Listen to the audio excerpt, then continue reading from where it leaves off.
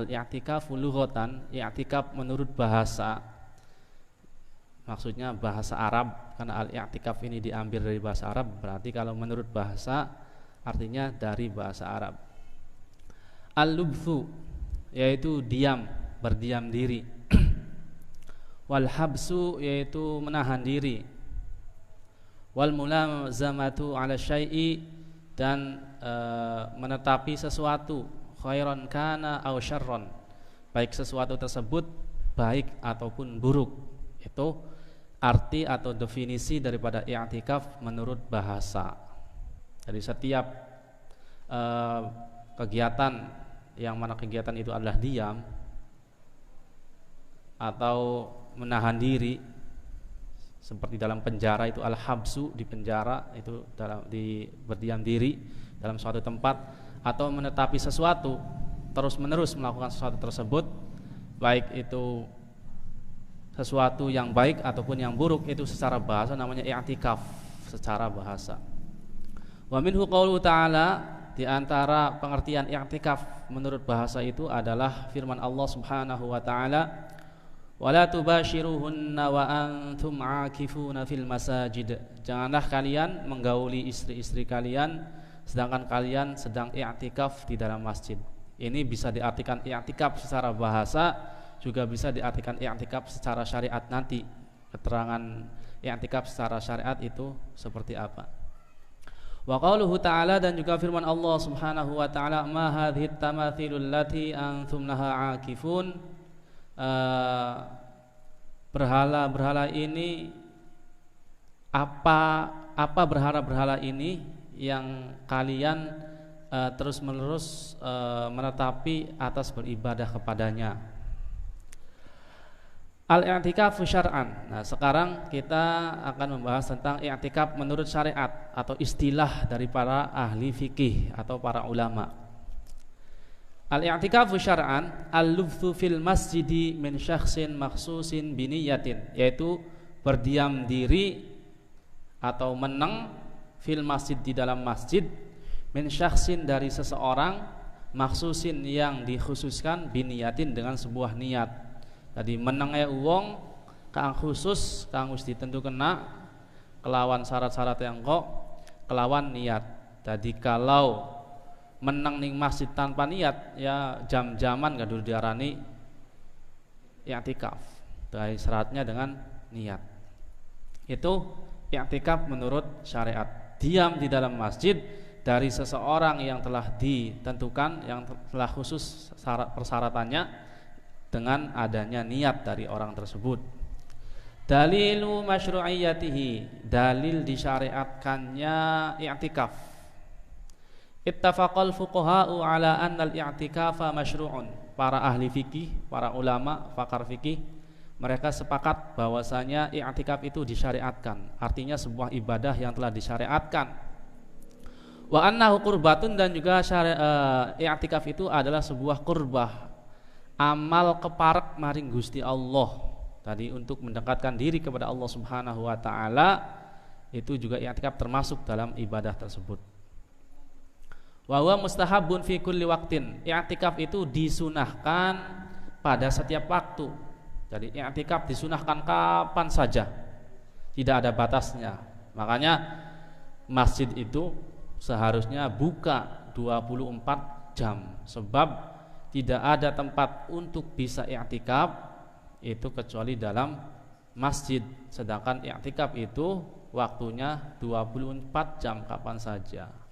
Tapi mungkin karena alasan keamanan dan lain-lain, ada beberapa masjid yang ditutup ketika sudah melebihi jam 9 malam. Nanti dibuka ketika hendak masuk waktu subuh. Mungkin karena alasan itu akhirnya ditutup. Wa fil ashril awakhir min Ramadhan asyaddu istihbaban, dan pada 10 terakhir bulan Ramadan kesunahannya itu lebih-lebih. Jadi setiap waktu disunahkan, tetapi pada 10 terakhir bulan Ramadan lebih-lebih sunah. Berarti lamun hari-hari biasa sunnah pahalanya biasa, maka 10 terakhir bulan Ramadan sunnah pahalanya luar biasa. Wa dzalika li talabi lailatul qadri. Kenapa pada 10 akhir bulan Ramadan tersebut i'tikaf kesunahannya itu lebih-lebih karena berharap mendapatkan yaitu malam Lailatul Qadar. Sebab kalau i'tikaf bertepatan dengan malam Lailatul Qadar, berarti i'tikafnya itu lebih baik daripada i'tikaf selama 1000 bulan. Sebagaimana sudah diterangkan kemarin, walaupun mengatakan subhanallah bertepatan pada malam Lailatul Qadar, subhanallah itu melebihi subhanallah 1000 bulan. Pokoknya ibadah apa saja pada malam Lailatul Qadar itu pahalanya itu melebihi pahala 1000 bulan. Makanya ketika i'tikaf pada Lailatul Qadar bertepatan dengan Lailatul Qadar, maka itu lebih baik daripada 1000 bulan.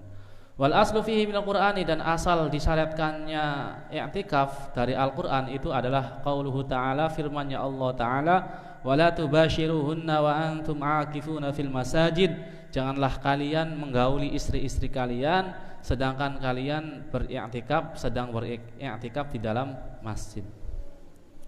Wa minas sunnati, dan dari sunnah atau dari hadis Nabi Muhammad sallallahu alaihi wasallam, yaitu ma fis sahihaini, hadis yang ada pada kitab Sahih Bukhari dan Sahih Muslim. An Aisyah radhiyallahu anha, diriwayatkan dari Sayyidatina Aisyah radhiyallahu anha ummul mukminin, anna Nabiy sallallahu alaihi wasallam kana ya'takiful ashral awakhir min Ramadan hatta tawaffahu Allah taala. Rasulullah sallallahu alaihi wasallam pada 10 terakhir bulan Ramadan beliau beriktikaf sampai beliau wafat dan menghadap Allah Subhanahu wa taala. Jadi setiap 10 hari terakhir bulan Ramadan Rasulullah pasti i'tikaf.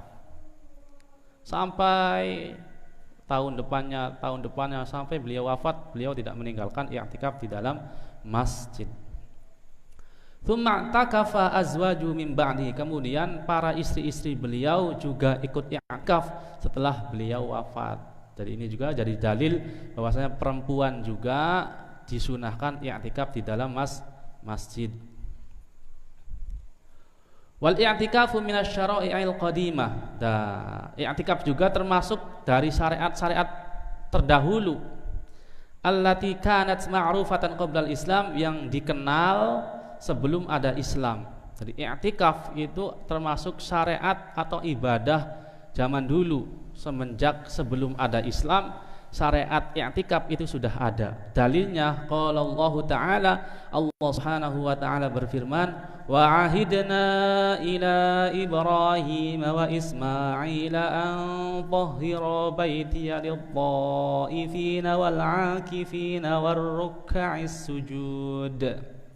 Di situ Nabi Ibrahim dan Nabi Ismail itu disuruh untuk membersihkan Baitullah.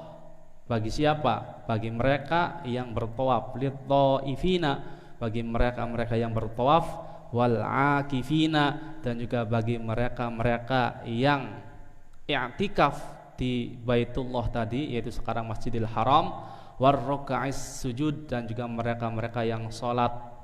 Isi sholat tersebut ada ruku, ada sujud. Itu dalil bahwasanya i'tikaf juga termasuk syariat terdahulu. Sebelum ada Islam, i'tikaf sudah ada.